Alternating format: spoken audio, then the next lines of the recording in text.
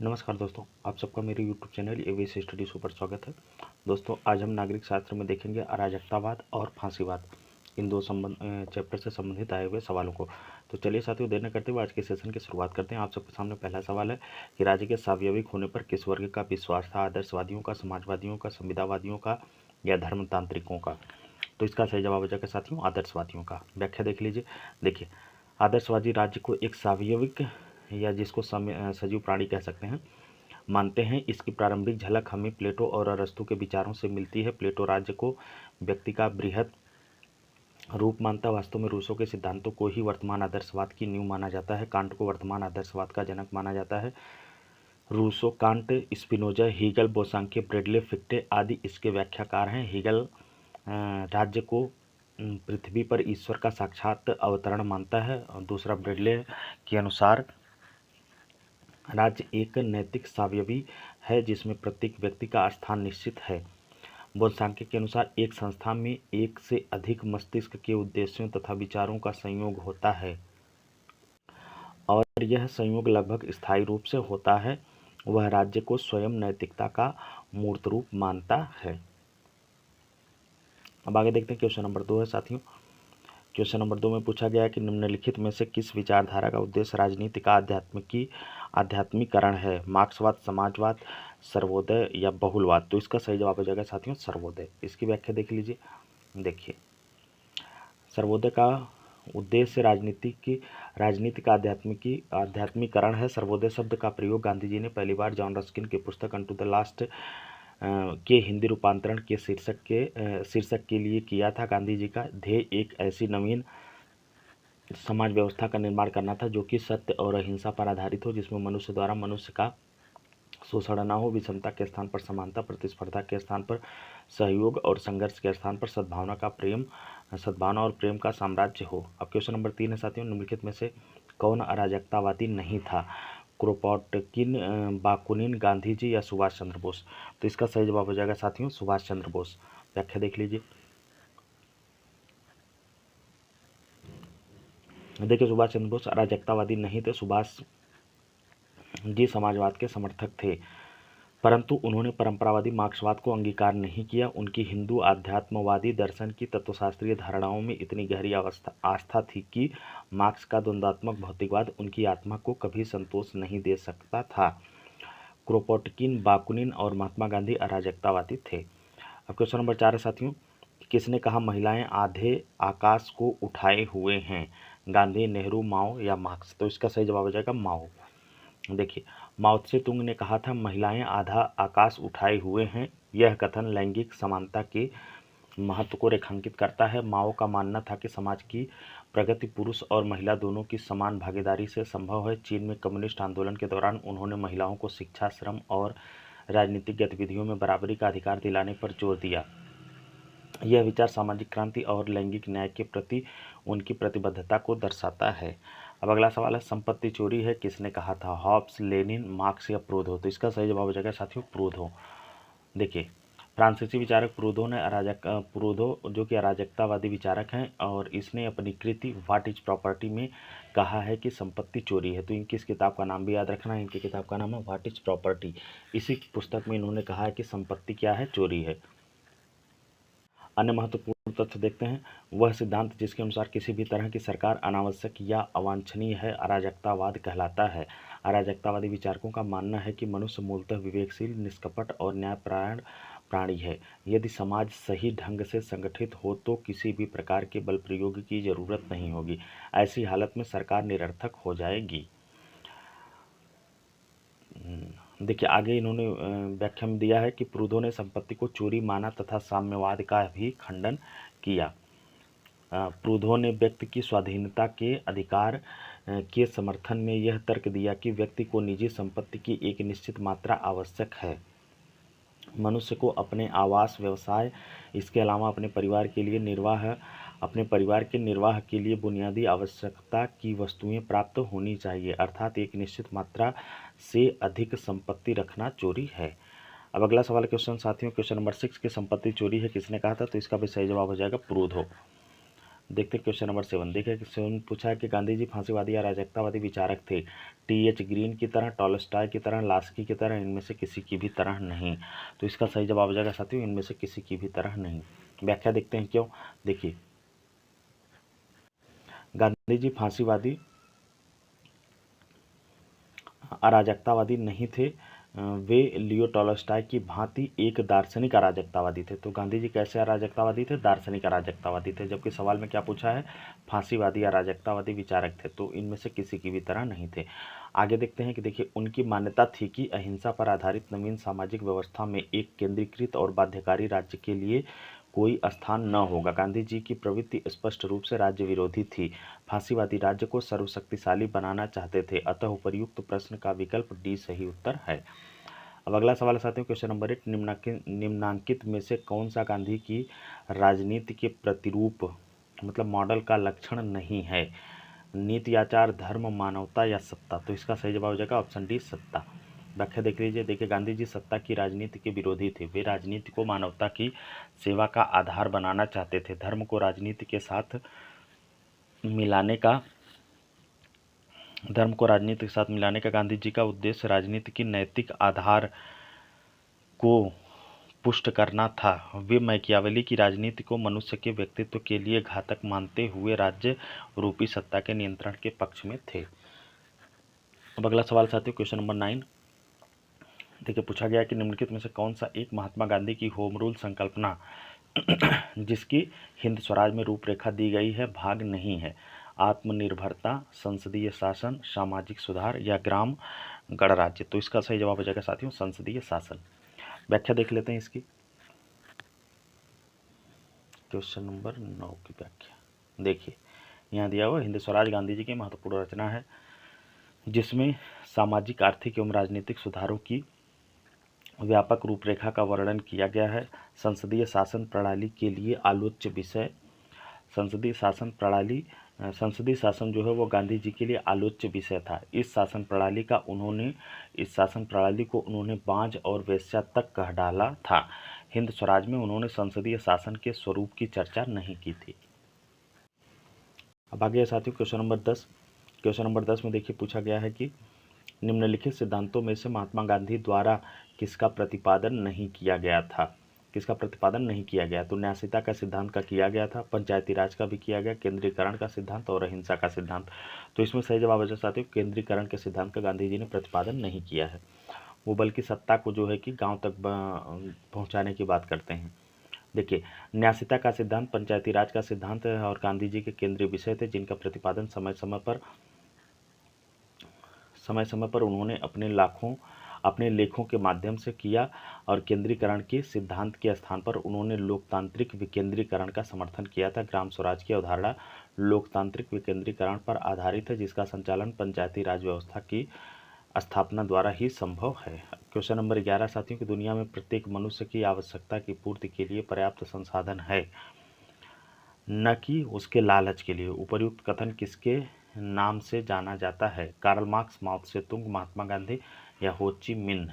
तो इसका सही जवाब है साथियों गांधी जी। देखिए गांधी जी का मानना था कि मनुष्य को भौतिक वस्तुओं का उतना ही उपभोग करना चाहिए जितना कि उसके शरीर को स्वस्थ रखने के लिए अनिवार्य हो। इससे सभी की भौतिक आवश्यकताओं की पूर्ति हो सकेगी। इसी संदर्भ में इनका कहना था कि इस धरती पर इतने संसाधन तो हैं जिनसे सबकी अनिवार्य आवश्यकताएं पूरी हो सके, परंतु इतने संसाधन नहीं हैं जिनसे किसी की लालच की शांति की जा सके। गांधी जी पश्चिमी सभ्यता को शैतानी सभ्यता कहते हैं, क्योंकि यह उपभोक्तावाद का रास्ता दिखाकर नैतिक पतन की ओर ले जाती है। गांधी ने सर्वोदय तथा न्यासधारिता का सिद्धांत प्रस्तुत किया जिसके अनुसार पूंजीपति उत्पादन के साधनों को संपूर्ण समाज की धरोहर मानकर उनका प्रयोग केवल लोक कल्याण के लिए करें, निजी लाभ के लिए नहीं, जिससे सबका उदय हो सके। अब इस चैप्टर का आखिरी सवाल है साथियों क्वेश्चन नंबर 12। देखिए क्वेश्चन नंबर 12 है, उसके बाद ये चैप्टर समाप्त हो जाएगा। देखिए अराजकतावाद है राज्य का समर्थक है, राज्य के विरुद्ध या व्यक्ति का समर्थक या जो है कि राज्य व व्यक्ति का समर्थक। तो इसका सही जवाब है साथियों अराजकतावाद जो है वह राज्य के विरुद्ध है। व्याख्या देख लीजिए। देखिए अराजकतावाद वह सिद्धांत है जो मानव समाज की सारी बुराइयों को दूर करने हेतु अराजकता मतलब अनार्की अर्थात राज्य या राज्य शक्ति के अंत का समर्थन करता है। अन्य महत्वपूर्ण तथ्य में देखते हैं, अराजकतावादियों के प्रहार का मुख्य लक्ष्य तो राज्य है, परंतु साधारणतया वे किसी भी तरह की सामाजिक, आर्थिक तथा धार्मिक सत्ता का खंडन करते हैं और मनुष्यों के मध्य स्वैच्छिक सहयोग और परस्पर सहायता पर बल देते हैं। वे बल प्रयोग एवं निजी संपत्ति का विरोध करते हैं। अराजकतावादी राज्य के अंत का समर्थन करते हैं, किंतु यह कैसे किया जाए एवं उसके बाद कैसी व्यवस्था स्थापित की जाए, इस पर उनके विभिन्न दृष्टिकोण हैं, जिनमें साम्यवाद, स्वेच्छातंत्रवाद और गांधीवाद आते हैं। अब साथियों जो सवाल होगा वो फांसीवाद चैप्टर से होगा। इसमें भी 38 सवाल हैं, इनको भी देख लेते हैं इसी सेशन में। बाकी की जो चैप्टर हैं उनको अगले सेशन में और सेशन के माध्यम से हम आप सबके सामने प्रस्तुत करेंगे। तो चलिए देखते हैं फांसीवाद चैप्टर से पहला सवाल, निम्न में से किसने राज्य को एक साध्य के साधन के रूप में नहीं बल्कि स्वतः साध्य के रूप में माना है? जनतंत्रवादी, तानाशाह, उदारवादी या धार्मिक प्रमुख? तो इसका सही जवाब हो जाएगा साथियों तानाशाह। व्याख्या देख लीजिए। देखिए, जनतंत्रवादियों के विपरीत तानाशाह व्यक्ति की अपेक्षा राज्य को अधिक महत्वपूर्ण मानते हैं। इनके लिए राज्य साधन नहीं अपितु साध्य है। अधिनायकवादी व्यवस्थाओं में नागरिक जीवन के सभी पहलुओं को शक्ति द्वारा नियंत्रित किया जाता है और राज्य का महिमा मंडन किया जाता है। क्वेश्चन नंबर 2 है साथियों कि आधुनिक तानाशाही ने जन्म दिया, निम्न में सही कथन चुनिए। सर्वसत्तावादी राज्य को, सामूहिक नेतृत्व को, बहुमत के शासन को, मूल्य आधारित समाज को। तो आधुनिक तानाशाही ने जन्म दिया, आधुनिक तानाशाही ने किसको जन्म दिया? यह सर्वसत्तावादी राज्य को जन्म दिया। देखिए, आधुनिक तानाशाही ने 2 रूपों को जन्म दिया, इनमें से फांसीवाद और नाजीवाद प्रमुख। मुसोलिनी ने लिखा है कि राज्य की फासिस्ट संकल्पना में सब कुछ समा जाता है, इसके बाहर किन्हीं मानवीय या आध्यात्मिक मूल्यों का अस्तित्व संभव ही नहीं है। सर्वाधिकार के अंतर्गत नागरिकों की समस्त गतिविधियों पर राज्य का नियंत्रण बना रहता है। नाजीवाद के प्रतिवादक एडोल्फ हिटलर के विचार भी सर्वाधिकारवाद को पुष्ट करते हैं। अब देखते हैं साथियों, ये रहा क्वेश्चन नंबर 2। अब देखते हैं क्वेश्चन नंबर 3 और आगे के क्वेश्चन। देखिए, क्वेश्चन नंबर 3 में पूछा है कि जन लोकतांत्रिक अधिनायकवाद का विचार किसने दिया? माओ, मार्क्स, स्टालिन या कौटस्की? तो इसका सही जवाब हो जाएगा साथियों माओ। देख लीजिए व्याख्या। देखिए, माओ चीन में एक नवीन लोकतंत्र की स्थापना का विचार देता है। वह लोकतांत्रिक एवं अधिनायक तंत्री दोनों ही गुणों वाला होगा। वह लोकतांत्रिक सर्वसाधारण के लिए होगा और अधिनायक तंत्रीय अब तक के शोषक वर्ग के लिए होगा। यह इस अर्थ में भी लोकतांत्रिक होगा कि यह जनता के हितों को ध्यान में रखकर शासन करता है और अधिनायक तंत्रीय इसलिए कि क्रांति के विरोधियों के खात्मे के लिए यह निरंकुश शक्ति का प्रयोग करता है। चीन में समाजवाद के संस्थापक माओ जेडोंग ने इसका वर्णन अपनी कृति द प्यूपिल डेमोक्रेटिक डिक्टेटरशिप में किया है। अब क्वेश्चन नंबर 4 है साथियों कि सभी कुछ राज्य के अंदर है, राज्य के विरुद्ध और राज्य के बाहर कुछ नहीं, यह किसने कहा था? हेगल, हिटलर, ग्रीन या मुसोलिनी? तो इसका सही जवाब हो जाएगा साथियों मुसोलिनी ने यह बात कही थी। देखिए, फांसीवाद एक सर्वशक्तिमान राज्य का समर्थन करता है। राज्य की सत्ता परम असीमित तथा अविभाज्य है। इसी संदर्भ में मुसोलिनी ने कहा, राज्य के बाहर कुछ नहीं है, इसके विरुद्ध कुछ नहीं है, इसके ऊपर कुछ नहीं है।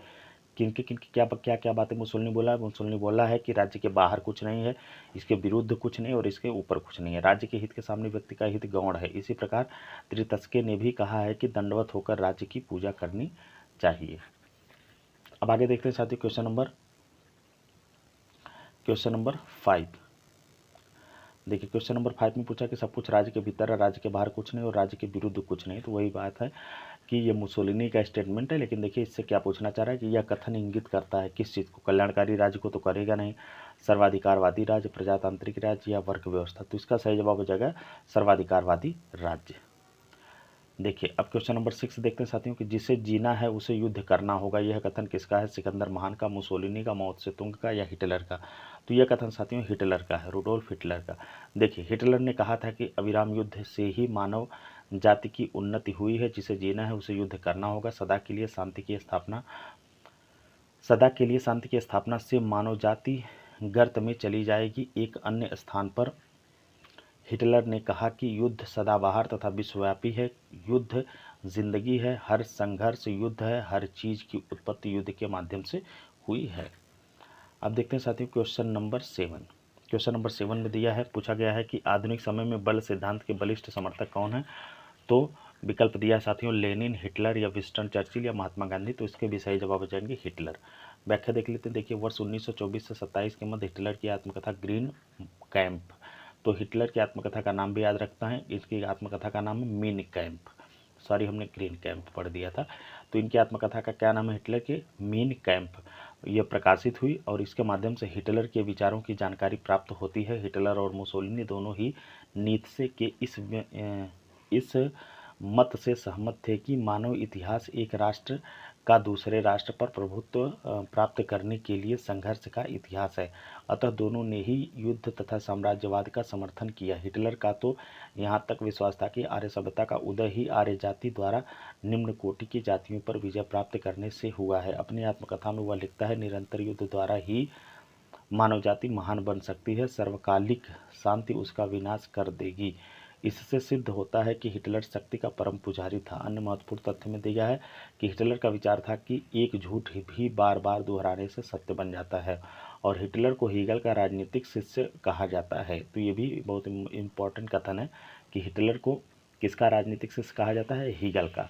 और इटली में गिबोनी जेंटिल ने हीगलवादी दर्शन का अनुसरण किया और दर्शन के आधार पर फांसीवाद की प्रतिष्ठा की। अब अगला सवाल है साथियों क्वेश्चन नंबर 8।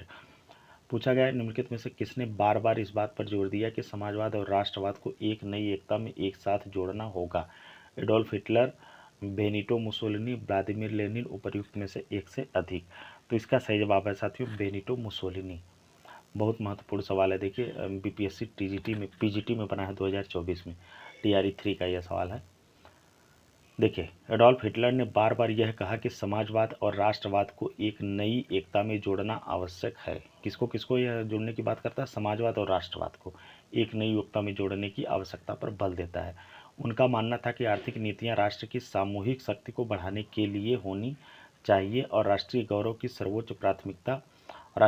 सर्वोच्च प्राथमिकता दी जानी चाहिए। उन्होंने राष्ट्रीय समाजवाद की विचारधारा को इसी सिद्धांत पर आधारित किया, जिसमें राष्ट्रवाद की आक्रामक भावना के साथ सीमित समाजवादी नीतियों को मिलाया गया।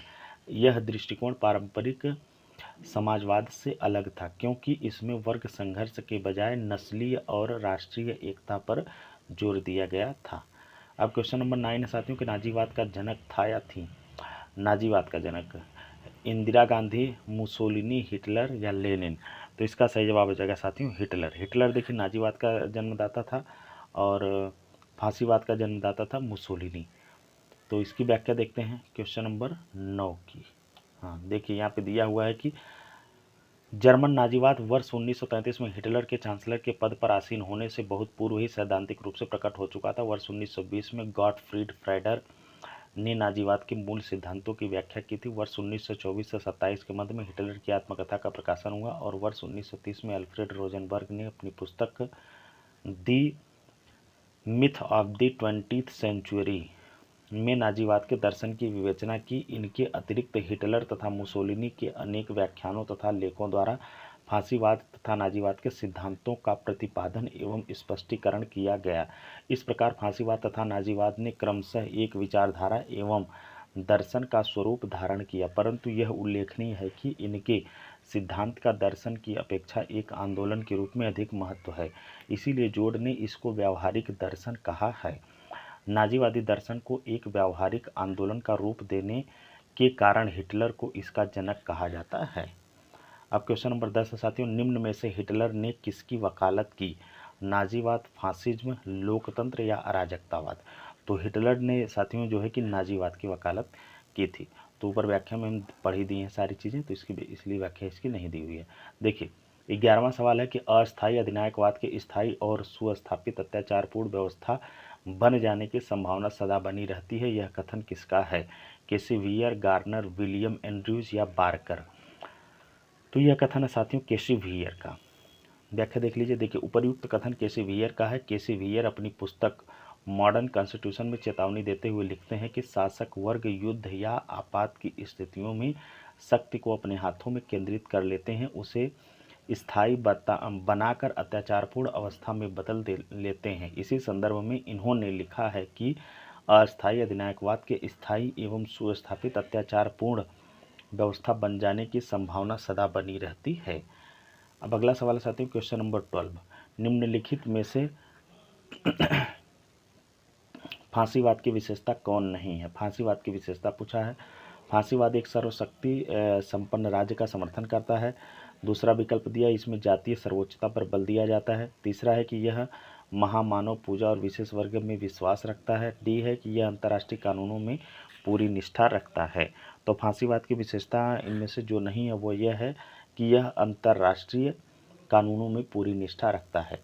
तो साथियों इस तरह से ऑप्शन डी इसका सही हो जाएगा। अब देखिए इसकी व्याख्या दी है, ये इसकी व्याख्या बहुत इंपॉर्टेंट है, इससे बहुत सवाल आगे बने हैं। देखिए फांसीवाद अंतर्राष्ट्रीयता एवं शांति का विरोधी है। यह अंतर्राष्ट्रीय कानूनों में निष्ठा नहीं रखता। फांसीवाद चिंतन की निम्न विशेषताएं हैं।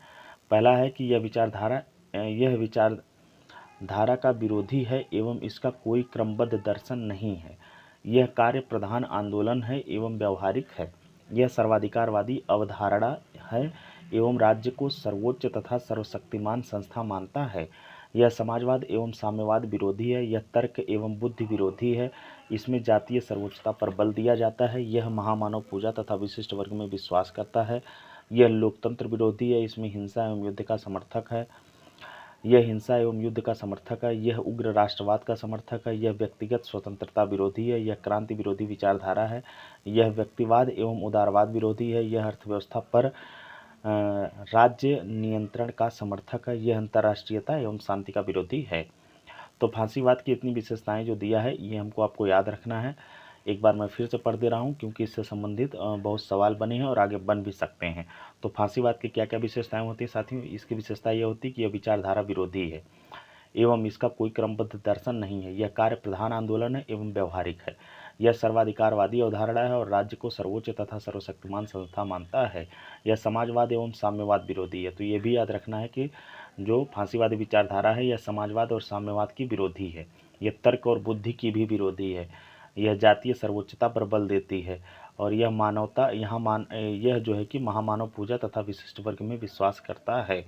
यह लोकतंत्र विरोधी विचारधारा है और यह हिंसा एवं युद्ध का समर्थन करती है। उग्र राष्ट्रवाद का समर्थन करती है। फांसीवादी विचारधारा व्यक्तिगत स्वतंत्रता के विरोधी है। क्रांति विरोधी विचारधारा है। यह मतलब क्रांति नहीं होने देना चाहती है।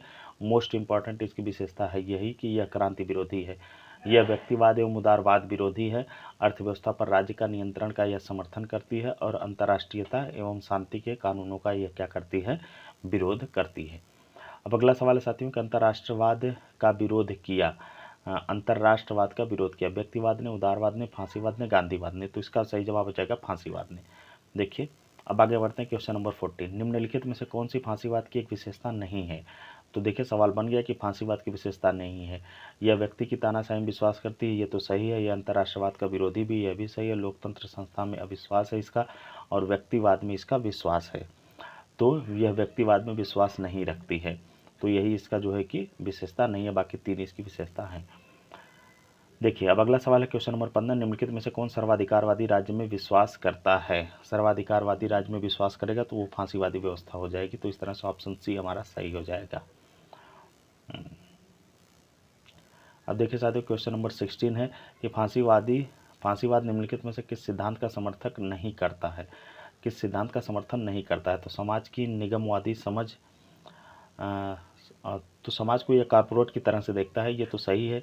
और प्रजातीय उत्कृष्टता पर यह बल देता है। सर्वहारा की तानाशाही और आज्ञापालन तथा अनुशासन, तो यह आज्ञापालन और अनुशासन की बात करता है लेकिन सर्वहारा की तानाशाही की यह बात स्वीकार नहीं करता है। तो इस तरह से यही इसकी विशेषता नहीं होगी। इस तरह हमारा ऑप्शन सी सही हो जाएगा। देखिए फांसीवादी साम्यवाद एवं समाजवाद का विरोधी है, अतः यह सर्वहारा की तानाशाह का समर्थन नहीं करता है। अब क्वेश्चन नंबर 17 है साथियों, देखिए कूट लगाने को दिया है कि फांसीवाद निम्नलिखित में से किसको महिमा मंडित करता है? हिंसा, युद्ध और नेता या क्रांति? तो क्रांति का तो नहीं करता है, तो डी जिसमें जिसमें होगा हम उसको छांट लेंगे। देखिए डी ऑप्शन बी में भी है, ऑप्शन सी में भी है और ऑप्शन डी में भी है। तो इस तरह से ये हमारा जो विकल्प सही हो जाएगा वह ए, ऑप्शन ए सही होगा। मतलब फांसीवाद किस किस का महिमा मंडित करती है, हिंसा को करती है, युद्ध को करती है और नेता को करती है। तो इस तरह हमारा ऑप्शन ए देखिए सही हो जाएगा।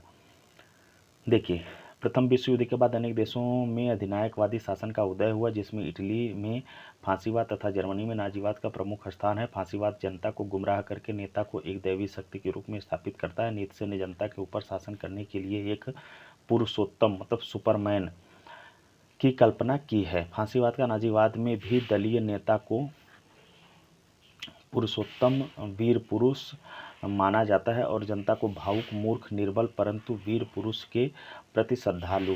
यह प्रचार किया जाता है कि नेता अपनी अंतःप्रेरणा देखिए कहाँ चला गया, अंतःप्रेरणा से जनता का जनता का पथ प्रदर्शन करता है। रोक्को का विश्वास था कि मुसोलिनी की अंतःप्रेरणा शक्ति अचूक है और यह उसकी संकट के समय सहायता करती है। अतः इटली का राष्ट्रीय नारा बन गया है कि मुसोलिनी सदैव ठीक सोचता है और ठीक कार्य करता है। मुसोलिनी कहता है, आदमी के लिए युद्ध वही है जो औरतों के लिए मातृत्व। इस प्रकार फांसीवाद हिंसा, युद्ध तथा राज्य का महिमामंडन करते हुए नेता को जो है कि सबसे ऊपर रखता है, किंतु यह एक क्रांति विरोधी विचारधारा है। अब क्वेश्चन नंबर 18 है साथियों कि फांसीवाद के फांसीस शब्द का अर्थ है। फांसीवाद के फांसीस शब्द का अर्थ है क्या है? विकल्प दिया है कि प्राचीन रोम के अधिकारियों की शक्ति के प्रतीक के रूप में डंडों का समूह, पोप का मुकुट, पवित्र रोमन सम्राट की बाइबिल, रोम के मुख्य चर्च की घंटी। तो इसका सही जवाब हो जाएगा साथियों कि फांसीवाद के फांसीस शब्द का जो अर्थ है वो है प्राचीन रोम के अधिकारियों की शक्ति के प्रतीक के रूप में डंडों का समूह। देखिए, फांसीवाद के फांसीस शब्द का अर्थ प्राचीन रोम के दंडाधीशों मैजिस्ट्रेट्स की शक्ति के प्रतीकों के रूप में डंडों का समूह है। इसे सार्वजनिक शक्ति का प्रतीक माना जाता है। इसे दंडाधीशों मतलब मैजिस्ट्रेट्स के सेवक उठाकर चलते हैं। अंग्रेजों के फासिज्म शब्द की उत्पत्ति इतालवी शब्द फांसियों से हुई है, जिसका अर्थ है डंडों का गट्ठर जो कुल्हाड़ी की मूठ के चारों ओर लाल फीते से बंधा होता है। प्रथम विश्व युद्ध के दौरान यह डंडा समूह इटली के हित में जीने मरने वाले लोगों के संगठन का सूचक था। फांसियों की स्थापना मुसोलिनी के नेतृत्व में वर्ष 1915 में मिलान शहर में की गई थी। साम्यवाद से लड़ने के लिए इसका पुनर्गठन वर्ष 1919 में किया गया। अब क्वेश्चन नंबर 19 है साथियों, फांसीवाद का जन्म हुआ ब्रिटेन में, इटली में, जर्मनी में, रूस में। तो जो फांसीवाद का जन्म हुआ यह हुआ था इटली में। ऑप्शन बी हमारा सही हो जाएगा। देखिए, फांसीवाद का जन्म प्रथम विश्व युद्ध के दौरान इटली में हुआ था, जब मुसोलिनी के नेतृत्व में वर्ष 1915 में मिलान में फांसियों की स्थापना की गई थी। फांसीवाद का जन्म किस देश में हुआ था? तो फांसीवाद का जन्म हुआ था इटली में। ऑप्शन डी हमारा सही हो जाएगा। क्वेश्चन नंबर 21 है साथियों, निम्नलिखित में से कौन सी विशेषता नाजीवाद को साम्यवाद से अलग करती है? नाजीवाद को साम्यवाद से कौन सी विशेषता अलग करती है? व्यक्ति की स्वतंत्रता का अभाव, अधिनायकवादी राज्य, सभी की समानता, उपयुक्त में से एक से अधिक, उपयुक्त में से कोई नहीं।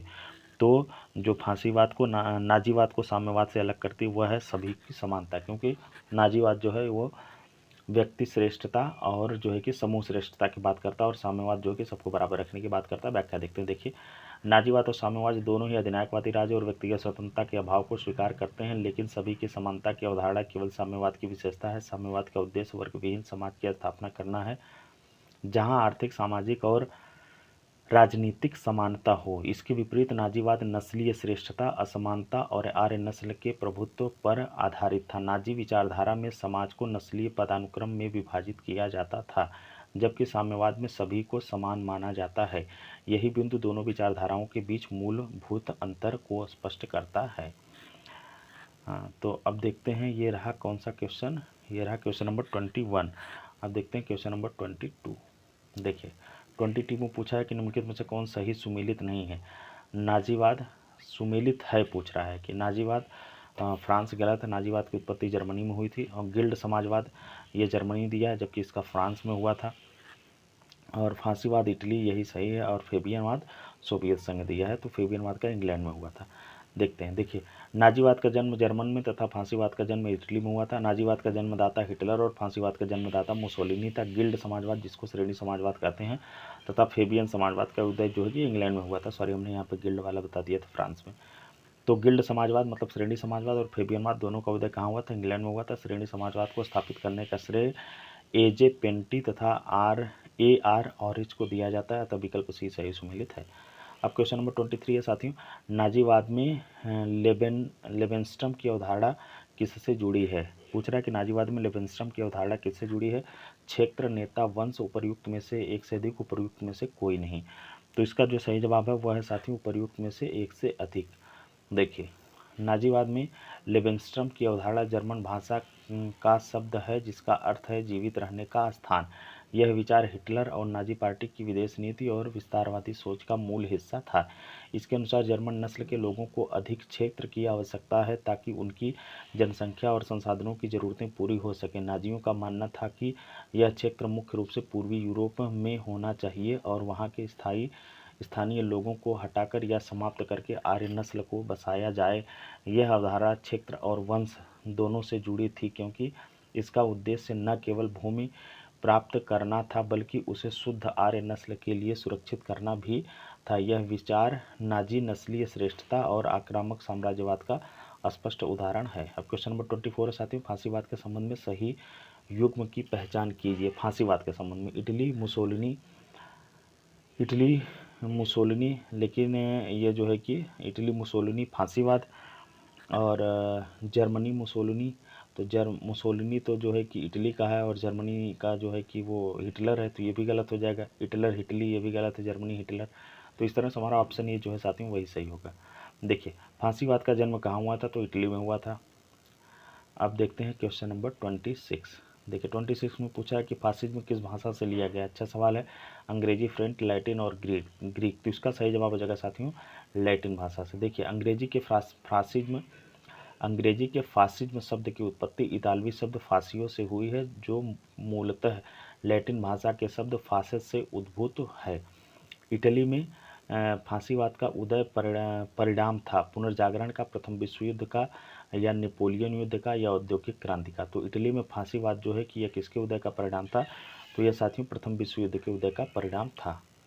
देखिए, फासिस्ट आंदोलन के प्रारंभिक दौर में मुसोलिनी का ध्येय केवल सत्ता को अपने हाथ में लेना था, किंतु प्रथम विश्व युद्ध के बाद की परिस्थितियों में मुसोलिनी ने अपना दृष्टिकोण बदला और वर्ष 1926 के बाद उसकी सरकार का स्वरूप अधिनायक तंत्रीय हो गया। अब क्वेश्चन नंबर 28 है साथियों, किसने कहा कि आदमी के लिए युद्ध वही है जो औरत के लिए मातृत्व? कार्ल मार्क्स, हेगल, मुसोलिनी या लेनिन? तो इसका सही जवाब है साथियों मुसोलिनी। देखिए, फांसीवाद युद्ध को मानवता का विरोधी नहीं बल्कि राज्यों की सेहत बनाने वाला व्यायाम मानता है। मुसोलिनी ने कहा है कि युद्ध राज्य के लिए वैसा ही है जैसा कि नारी के लिए मातृत्व। शांति का नारा उत्साहहीन, कमजोर तथा नपुंसक देश देते हैं। युद्ध की आग में तपकर ही शक्तिशाली राष्ट्र सोना बनते हैं। क्वेश्चन नंबर 29 है, जैसे मातृत्व महिला के लिए है उसी तरह से युद्ध पुरुष के लिए है। यह किसने कहा था? तो ये भी मुसोलिनी ने ही कहा था। देखिए, अब क्वेश्चन नंबर 30 है साथियों, किसने कहा है कि युद्ध पुरुष के लिए वही जो स्त्री के लिए मातृत्व? ये भी सही जवाब इसका हो जाएगा मुसोलिनी। हाँ, अब देखते हैं क्वेश्चन नंबर 30 के बाद क्वेश्चन नंबर 31 में है कि मेरा प्रोग्राम कार्यक्रम कार्य है बात नहीं, यह कथन किसका है? मार्क्स, स्टालिन, मुसोलिनी या गांधी? मेरा प्रोग्राम कार्य है बात नहीं, यह कथन किसका है? तो यह कथन है साथियों मुसोलिनी का। देखिए, फांसीवाद एक सुनिश्चित एवं स्पष्ट सिद्धांत के रूप में नहीं उभरा, यह एक कार्यक्रम के रूप में सामने आया। मुसोलिनी ने स्वयं कहा है कि हम निश्चित सिद्धांतों में विश्वास नहीं रखते, फांसीवाद वास्तविकता पर आधारित है। हम निश्चित तथा वास्तविक उद्देश्य प्राप्त करना चाहते हैं। हमारा उद्देश्य काम करना है, बात करना नहीं। देश काल की परिस्थितियों के अनुसार हम कुलीन तंत्रीय और जनतंत्रीय, रूढ़िवादी और प्रगतिवादी, प्रतिक्रियावादी और क्रांतिकारी तथा कानूनी और गैर कानूनी बन सकते हैं। इस प्रकार फांसीवाद का कोई निश्चित सिद्धांत नहीं है। क्वेश्चन नंबर 32 है साथियों, कि जर्मनी में हिटलर ने किस प्रकार के शासन की स्थापना की। जर्मनी में हिटलर ने किस प्रकार के शासन की स्थापना की। लोकतंत्र, तानाशाही, कुलीन तंत्र, राजतंत्र। तो इसका सही जवाब है साथियों तानाशाही। हिटलर ने जर्मनी में तानाशाही अर्थात अधिनायक तंत्र की स्थापना की। तानाशाह शब्द का प्रयोग साधारणतः ऐसे संदर्भ में करते हैं जहां कोई व्यक्ति अपने विलक्षण नेतृत्व, लोकप्रियता या सैन्य संगठन की निष्ठा के बल पर संवैधानिक व्यवस्था को धाराशाही करके पूर्ण सत्ता पर अपना अधिकार स्थापित कर लेता है। क्वेश्चन नंबर 33 है साथियों, नाजियों द्वारा किस पुस्तक को अपना बाइबिल माना जाता है। तो नाजी जो किस पुस्तक को अपना बाइबिल मानते हैं, Das Kapital, war and peace, Mein Kampf, communist manifesto. तो इसका सही जवाब हो जाएगा साथियों मीन कैंप। देखिए, जर्मनी में नाजियों द्वारा हिटलर की पुस्तक मीन कैंप, जिसका अर्थ है मेरा संघर्ष, को बाइबिल माना गया था। यह पुस्तक हिटलर की आत्मकथा के साथ साथ उसकी राजनीतिक विचारधारा और जर्मनी के बारे में उसकी योजनाओं का वर्णन है। जर्मनी के लैंड्सबर्ग जेल में बंद हिटलर ने वर्ष 1923 में बोलना शुरू किया, जिसे हिटलर का सहायक रुडोल्फ हेस लिखता गया। इस पुस्तक का संपादन रुडोल्फ हेस ने ही किया था। क्वेश्चन नंबर 34 है साथियों कि निम्नलिखित में से किसने फांसीवाद के सिद्धांत का वर्णन इस रूप में किया है कि वह समाजवाद का राष्ट्रवादी रूप है।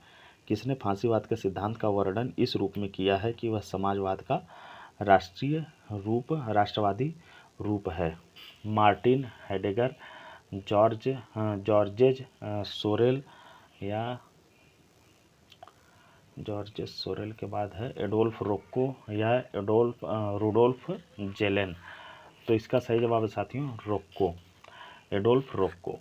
देखिए, एडोल्फ रोक्को ने फांसीवाद के सिद्धांत का वर्णन इस रूप में किया है कि वह समाजवाद का राष्ट्रवादी रूप है। रोक्को इटली में लंबे समय तक राष्ट्रवादियों का नेता था। वह इटली में नए गठबंधन सरकार में न्याय मंत्री था। उपरोक्त परिभाषा को उसने वर्ष 1925 में चैम्बर ऑफ डिप्यूटीज के समक्ष भाषण देते हुए कहा था कि समाजवाद का राष्ट्रीय वर्जन प्रत्येक लोगों में खुशी लाएगा। क्वेश्चन नंबर 35 साथियों कि फांसीवादियों के अनुसार जनतंत्र का सर्वाधिक वास्तविक रूप निम्नलिखित में से किसके द्वारा चलाई जाने वाली सरकार में पाया जाता है। फांसीवादियों के अनुसार अभिजात वर्ग, जंगखोर, जनतंत्रवादी, अराजकतावादी। तो इसका सही जवाब साथियों अभिजात वर्ग। देखिए, फांसीवाद समानता विरोधी और विशिष्ट वर्ग के सिद्धांत तथा नेतृत्व पूजा में विश्वास रखते हैं। इनके अनुसार फ्रांस के पश्चात लोकतंत्रवाद आया पर वह वास्तविक रूप में जनता के शासन की स्थापना न कर सका। इनके अनुसार लोकतंत्र में शक्ति कुछ चतुर और स्वार्थी लोगों के हाथों में केंद्रित हो जाती है, इसलिए ये लोकतंत्र को भ्रष्ट, काल्पनिक तथा अव्यवहारिक शासन व्यवस्था मानते हैं। फांसीवाद के प्रमुख सिद्धांत क्या हैं? विचारधारा का अभाव, बुद्धिवाद के खिलाफ, अंधराष्ट्रवाद, युद्ध प्रेम, सर्वशक्तिमान राज्य, विशिष्ट वर्ग में विश्वास, हिंसा को महत्व, समाजवाद, साम्यवाद तथा लोकतंत्र विरोधी आदि हैं। फांसीवाद ने राज्य को माना है एक आवश्यक बुराई, वर्ग विरोधी असमाधेयता का परिणाम और व्यक्तियों पर एक निरंकुश शक्ति, परिवार और गांव का ऐसा संगठन जिसका उद्देश्य पूर्ण और आत्मनिर्भर होना है। तो फांसीवाद साथियों जो राज्य को मानते हैं वो मानते हैं व्यक्तियों पर निरंकुश शक्ति। तो इस तरह से हमारा ऑप्शन सी जो है वह सही हो जाएगा। क्वेश्चन नंबर 36 व्याख्या देखते हैं। देखिए, फांसीवाद ने राज्य को व्यक्तियों पर निरंकुश शक्ति माना है। इसके अनुसार राज्य सर्वशक्तिमान तथा निरंकुश है। इसकी मान्यता है कि सब कुछ राज्य के अंदर है, राज्य के बाहर तथा राज्य के विरुद्ध कुछ भी नहीं है। यह उदारवाद एवं लोकतंत्र का घोर विरोधी है। यह निगमित राज्य में विश्वास करता है। यह मानव को राज्य पर कुर्बान कर देता है तथा मानव अधिकारों को मान्यता नहीं देता। इसके अनुसार राज्य साध्य है, नागरिक साधन है। क्वेश्चन नंबर 37 है साथियों, निम्नांकित में से कौन सी विशेषता फांसीवाद में पाई जाती है? प्रजातंत्र का विरोधी है। तो फांसीवाद की विशेषता यही है कि यह प्रजातंत्र का विरोधी है। राज्य को साधन मानता है, ये तो सही है। समाजवाद का पोषक है, यह भी सही है। और अंतर्राष्ट्रीय शांति का अग्रदूत है। तो फांसीवाद में पाई जाने वाली जो विशेषता है वो यह है कि प्रजातंत्र का विरोधी है। देखिए, फांसीवाद प्रजातंत्र का विरोधी है। फांसीवाद का मानना है कि फ्रांसीसी क्रांति के बाद लोकतंत्रवाद आया और वास्तविक रूप से जनता के शासन की स्थापना न कर सका। लोकतंत्र में सत्ता कुछ चतुर और स्वार्थी लोगों के हाथों में केंद्रित हो गई। इसलिए फांसीवाद लोकतंत्र को भ्रष्ट, काल्पनिक तथा अव्यावहारिक शासन व्यवस्था मानता है। फांसीवाद प्रजातंत्र की तुलना शव से करता है। ये संसद को बातों की दुकानें तथा बहुमत के शासन को उल्लूकों की व्यवस्था कहकर उपहास उड़ाते हैं। मुसोलिनी प्रजातंत्र की व्याख्या इस प्रकार करते हैं कि यह समय समय पर लोगों को जनता की संप्रभुता का झूठा आभास देती रहती है, जबकि वास्तविक तथा प्रभावशाली संप्रभुता अदृश्य, गुप्त तथा अनुत्तरदायी हाथों में रहती है। क्वेश्चन नंबर 38 और इस सेशन का आखिरी सवाल भी है साथियों इस चैप्टर का, फांसीवाद का। उसके बाद हम जो अगला चैप्टर करेंगे वो नेक्स्ट सेशन में करेंगे, वो होगा डेमोक्रेसी। तो इस सवाल को देखते हैं। फांसीवाद विश्वास करता है राज्य दल से श्रेष्ठ है और दल राज्य से श्रेष्ठ है। राज्य और दल दोनों एक दूसरे से अलग हैं। राज्य और दल एक ही हैं। तो इनमें से फांसीवाद जो विश्वास करता है वो ये विश्वास करता है कि राज्य जो है वह दल से श्रेष्ठ है। इस तरह हमारा ऑप्शन ही सही हो जाएगा। व्याख्या देख लेते हैं। देखिए, फांसीवाद के अनुसार राज्य दल से श्रेष्ठ है। फांसीवाद शब्द का प्रयोग उस सामाजिक, आर्थिक तथा राजनीतिक व्यवस्था के रूप का वर्णन करने के लिए किया जाता है जो मुसोलिनी के नेतृत्व में वर्ष 1922 में इटली में स्थापित हुई।